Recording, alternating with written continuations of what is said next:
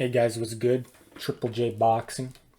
And today I want to talk about is Gennady Golovkin too old? Like, is 40 years old? Is that too old? He was born in '83, I'm pretty sure, and in my opinion, it all depends really because in the Murata fight, he kind of like he did look like he was gassing out a bit. I'm not gonna lie. He got tagged up. His face kind of looked beat up a little bit, to be honest. But the thing that saved him from that performance was, and then again, like Murata's not a bum, but he's not like the top guy either. Like, but so the thing that saved Golovkin there was like when he did start like landing big shots on Murata and got him hurt, he got him out of there pretty easily. So the killer instinct is still there, and the finishing power in the he can still pull the trigger in a sense, which a lot of fighters can't pull the trigger anymore, and they can't get knockouts anymore, which he can. But what is concerning is he looked like he was huffing and puffing, and yeah, so I don't know. The fatigue is what was the issue for me. So yeah, I don't know what's wrong with this webcam. It kind of keeps on focusing in and out. But yeah, so I don't know if that had to be because it was in Japan, so maybe the jet lag. I don't know the time difference from wherever Golovkin lives. Does he live in Kazakhstan still? Or where does he live now? Germany? I forget where he lives now. I'm sure he has houses maybe like in the US too as well, but I'm not sure. But assume he lives in Kazakhstan still. I could be wrong though.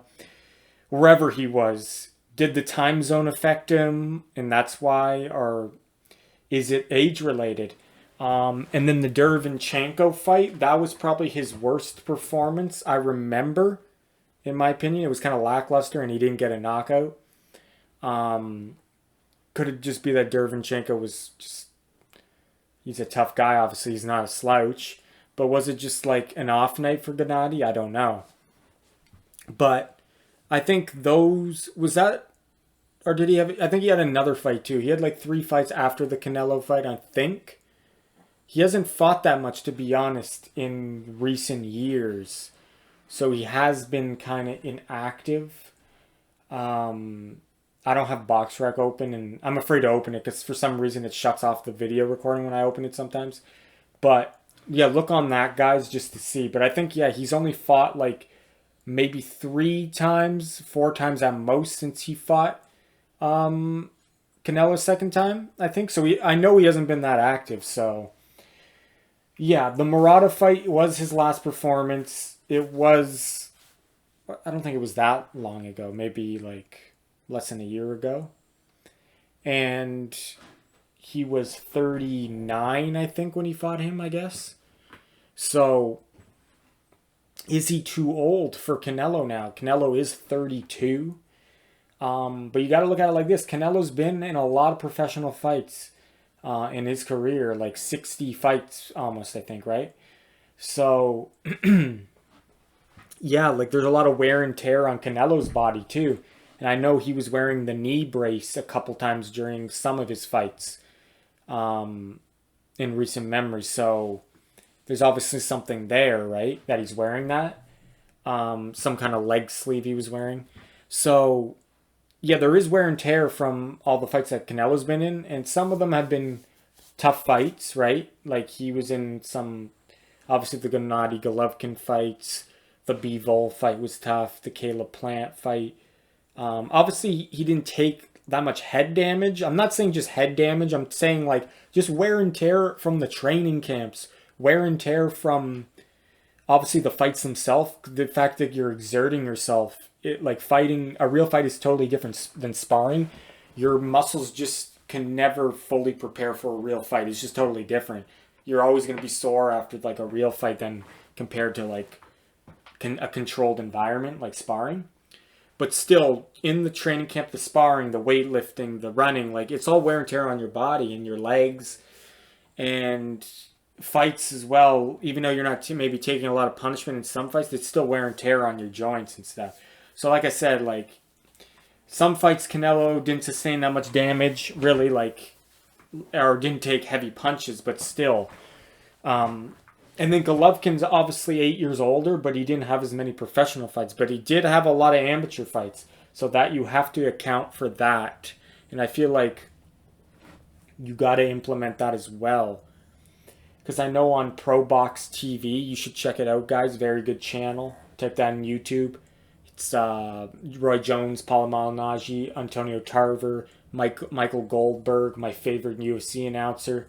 Back in UFC's heyday, when I really liked UFC, he was the announcer there. I don't like the new guys as much, to be honest. I like when it was Michael Goldberg and Joe Rogan.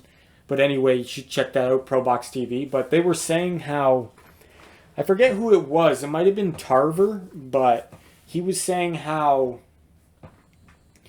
like, the age could be kind of similar because Canelo's had a lot more fights professionally, like double, than Golovkin has. And then Golovkin's obviously 8 years older. So it could equal out. But then Paulie said that's not necessarily true because when you're professional, especially growing up in Mexico, you're fighting a lot of tin cans and they're just setting you up to win pretty much, building you up. So, and you're fighting guys that really don't take training seriously. They might be tough, but they're not good athletes, right? So if you're anything good, the competition's not going to be there. And then on the other hand, people like Roy Jones and Tarver and Triple G are facing top guys in the Olympics, on the national team, like in the amateurs. They're facing top level fighters who are on their level, not way below them like a taxi driver. So that I kind of agree with that. Though there is a lot of wear and tear from the amateur boxing system, even when they were wearing headgear. The headgear has been found out recently that it is not good for you. It actually is worse to wear headgear. That's why they got rid of it. It makes your head a bigger target, and you take just as much head damage is caused by a punch on headgear as it is just on your skin. So really, that's why they got rid of headgear. So but people wear headgear still in sparring because it just protects you from getting cuts. So it is good for that, but for actually brain trauma, the shock wave from the punch, even though it's hitting the cushion, it doesn't really do much. You're still absorbing, it's rattling your brain inside. So I don't know. Like, it's hard to say. I would say Canelo's still in his prime, but all this moving up in weight could be the issue for Canelo, in my opinion, if there is going to be an issue for him, his longevity. Because I don't think he should be fighting at these very high weights. And when you're fluctuating from weight class to weight class and then you drain yourself to get to another weight class, I don't think it's ever good to do that, to be honest. And that's what he's doing here. He went up to 175, now he's coming back down. So I don't know if that's good. But it is only 7 pounds, so maybe it's not a big deal. But I would say that's more maybe affecting his performances than the age and the wear and tear. But like I said, everyone's body's different.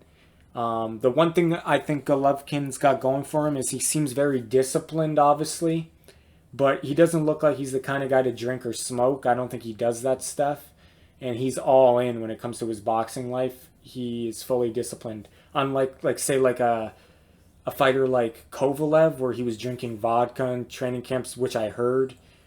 And I think he did admit it. So that kind of makes sense why he fell off kind of quick after the Andre Ward loss. He just didn't have the motivation and the discipline anymore. Even going into the second fight, I don't think he was disciplined. I think, what was his trainer? Jackson, his trainer. John Jackson, I think.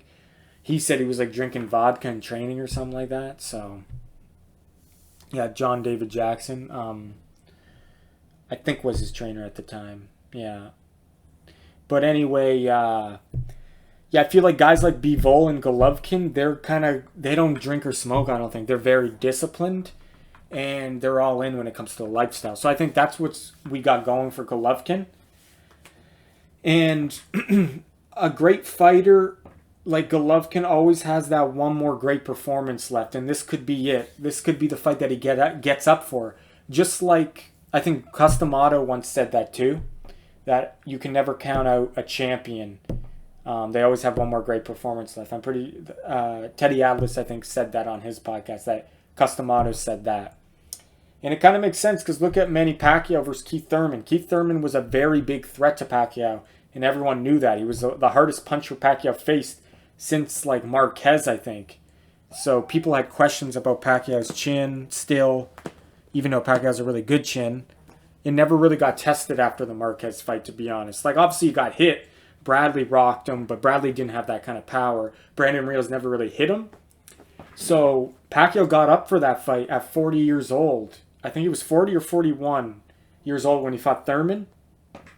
And it was prime Pacquiao for the first 6 rounds, I would say. He slowed down a bit at the end, but I would say that that was Pacquiao's last great performance he had in him, where he actually kind of looked like the old Pacquiao for the first half of the fight as well, in my opinion. Not the whole fight, but he did have flashes of the old Pacquiao in there. So this could be the case for Golovkin. Like, you know what I mean? He could have this motivation that he has going into this fight because he was wronged in the first 2 fights. Yeah, he's a Triple G fan. Mr. Kitty. Little bastard.